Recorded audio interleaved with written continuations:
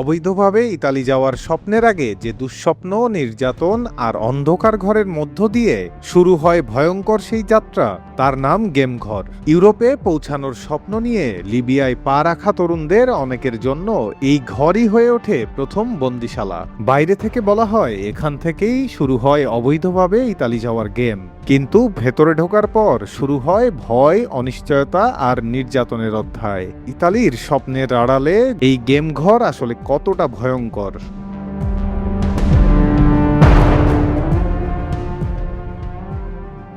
লিবিয়ার কোথায় আছে এই গেমঘর? মানব পাচারকারী চক্র বা দালালদের পরিভাষায় গেম মানে কোনো বিনোদন নয়। লিবিয়া থেকে ছোট ছোট ডিঙি নৌকা বা ট্রলারে করে ভূমধ্যসাগর পাড়ি দিয়ে অবৈধভাবে ইতালি উপকূলে পৌঁছানোর পুরো অপারেশনকে মানব পাচারকারীরা বলে গেম। লিবিয়ার উপকূলীয় শহর থেকে তিউনিসিয়ার সীমান্ত সংলগ্ন গোপন বন্দিশালাগুলোকে বলা হয় গেমঘর। শত শত অভিবাসীকে সেখানে মাসের পর মাস আটকে রাখা হয়।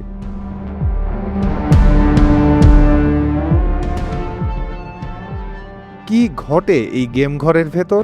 আন্তর্জাতিক মানবাধিকার সংস্থা ও জাতিসংঘের বিভিন্ন প্রতিবেদনে এই বন্দিশালাগুলোর যে চিত্র উঠে এসেছে তা যে কোনো মানুষের শিউরে ওঠার জন্য যথেষ্ট।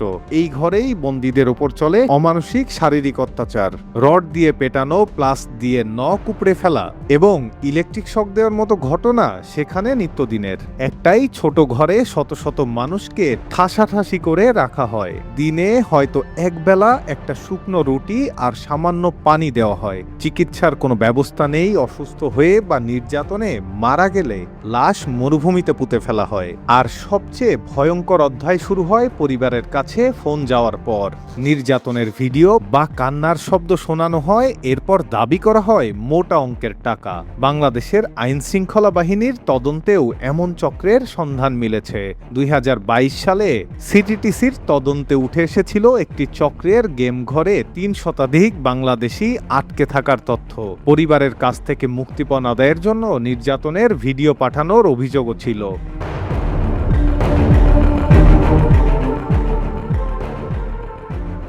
সব নির্যাতন সহ্য করে এবং মুক্তিপণ দিয়ে যারা গেমে নামার সুযোগ পান তাদের যাত্রা আরও ভয়ঙ্কর। ধারণ ক্ষমতার দ্বিগুণ 3 গুণ যাত্রী তুলে দেওয়া হয় প্লাস্টিক বা রাবারের জরাজীর্ণ বোটে। মাঝ সমুদ্রে নৌকা ডুবি জ্বালানি শেষ হয়ে যাওয়া কিংবা তিউনিসিয়া ও লিবিয়ার কোস্টগার্ডের হাতে ধরা পড়ার ঝুঁকি থাকে প্রায় শতভাগ। আন্তর্জাতিক অভিবাসন সংস্থার তথ্য অনুযায়ী প্রতি বছর এই রুটে হাজার হাজার মানুষের সলিল সমাধি ঘটে।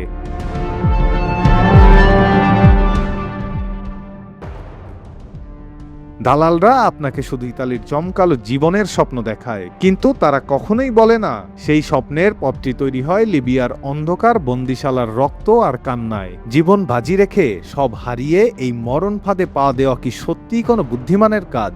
এজেন্সির চটকদার কথায় জিম্মি হওয়ার আগে ভাবুন, কষ্টের উপার্জনের জীবন বাঁচাবেন নাকি গেম ঘরে নিজের মরণ টিকিট কিনবেন। ইউরোপে যাওয়ার স্বপ্ন অপরাধ নয়, কিন্তু যে পথ শুরু হয় গেম ঘর দিয়ে সেই পথের সবগুলো ধাপেই জীবন হয়ে ওঠে জিম্মি।